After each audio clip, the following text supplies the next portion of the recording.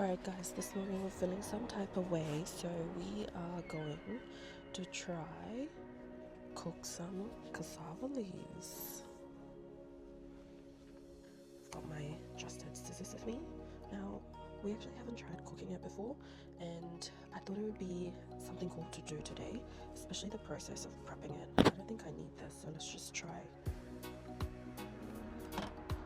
breaking a few. Now, I had to watch a few videos just to get my head straight on what part I get to break, and I'm gonna treat this as how we usually cook ibica and taro leaves maybe, but just I had to watch a bunch of videos just so I know what I'm doing, because I don't want to get killed, I don't want to poison myself. So from what I've watched, I actually have to pick the very soft parts. We don't want these types that are very, maybe the old leaves.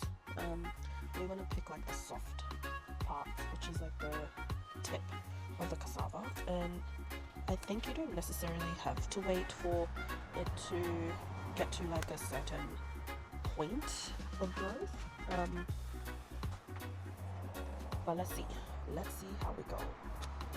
Just gonna break some of this.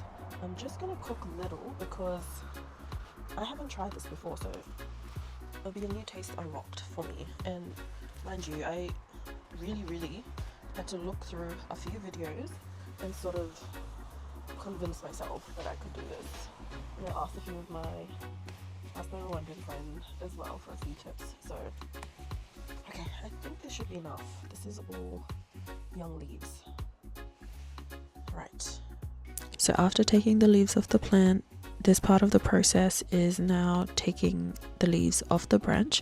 Now, it's very important to prepare cassava properly because raw cassava leaves contain natural toxins, so cyanides. So it needs to be crushed or finely chopped and cooked thoroughly. Usually we'll need to like boil it for a long time. Alright, so let's just backtrack for a bit. What is cyanide? I'm one of those people that will cook or eat things without doing proper research or just double checking, having a second look into it. It could be poisonous, it could be toxic, and sister girl will eat without thinking twice.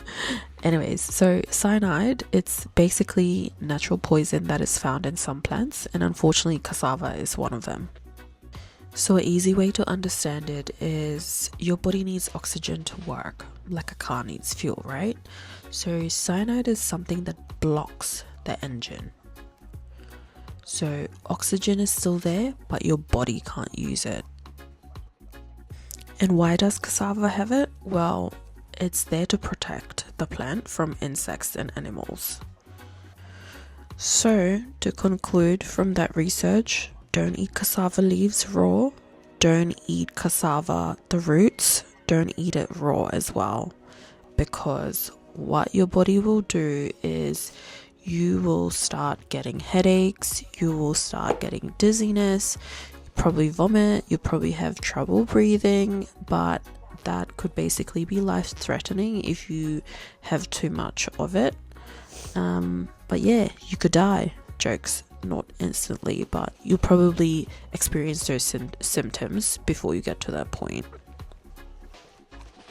Back to the steps. We've already taken the leaves out of the branches, and now we're just rinsing it and washing it multiple times, because I haven't done this before, so I had to wash it multiple times to get rid of any dirt or any insects that were on the plant, but also to remove sap, which is basically the milky stuff that was coming off the plant when I broke the plant, the leaves.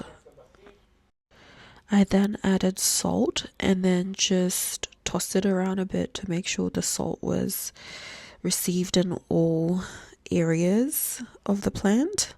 Again, I did not measure, I just poured the hell out of it.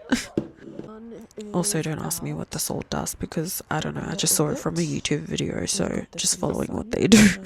I'm gonna go about my day and do some chores, and I'll probably come back and check in an hour's time if it looks good. I think I've watched a few videos. I could actually start chopping it up and then put it in the sun, but I think I'll do it this way and then see how we go. I'll chop it after and blend it after, so let's just see how we go with it being in the sun for now, and I'll time it probably an hour or two. I'll come back and check on it. Brother boy Elvis was watching my cassava leaves, so I had to bring it back in because I didn't trust him. Okay, so I brought it back in and just continued on rinsing it again a couple of times. This was after probably 2 hours in the sun. So yeah, I just continued on rinsing. The water was turning green when I was squeezing all the liquid out. So what I did was I just continued on doing that until it was clear enough and I thought it was good enough for me to start blending it. Okay, so this is what it looks like after a multiple wash and squeeze. If you have made it this far, bless you, because I was questioning myself throughout this process and at this point because it was taking a bit longer than what I expected. And the way I was battling with the blender just to get it all crushed, I ended up doing a bit too much because there was no liquid at first, and then I ended up adding water after just to help blend it quicker. And I guess it helped, and I may have done a bit too much. And again, I was questioning if I was doing it right or wrong, but again, we'll see how it turns out. So from here, I've just taken it out from the blender container and I've just added it onto a strainer just to strain any leftover liquid. I forgot why. Maybe because of the cyanide. I'll blame everything on the cyanide, but I'm just removing more excess liquid, anything like that. I'm just squeezing the hell out of it because, girl, I don't want to die. Gee. Alright, now when it comes to cooking it, there are so many ways of cooking it. I just wanted to cook it the way we usually cook our taro leaf. I could have tried various different types of recipes, which I saw a few from Thailand and Sierra Leone, somewhere in Africa. But yeah, what I've done is just boiled the coconut, added some ginger, added some garlic as well, and onion. Now I've added a bit of water on top of the coconut milk, and this is because I will have to boil the cassava for at least an hour, and this is from what I've researched, that you will have to cook it for at least an hour. And this is just to make sure that all the cyanide is removed from the plant so it is safe for you to eat. And again, nobody wants to die.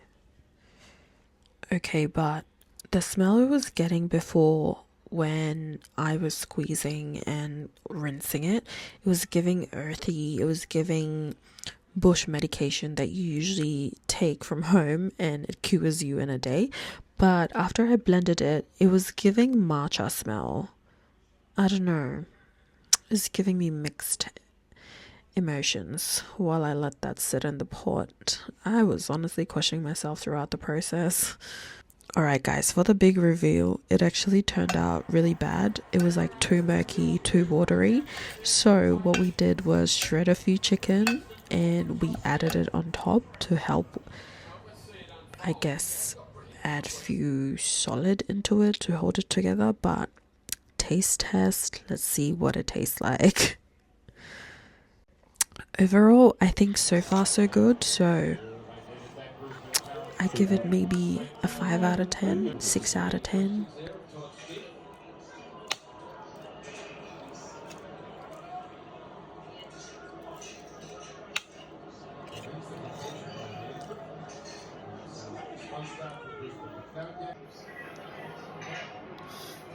I might kill myself.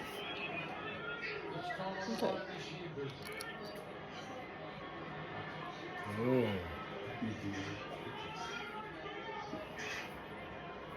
It's nice.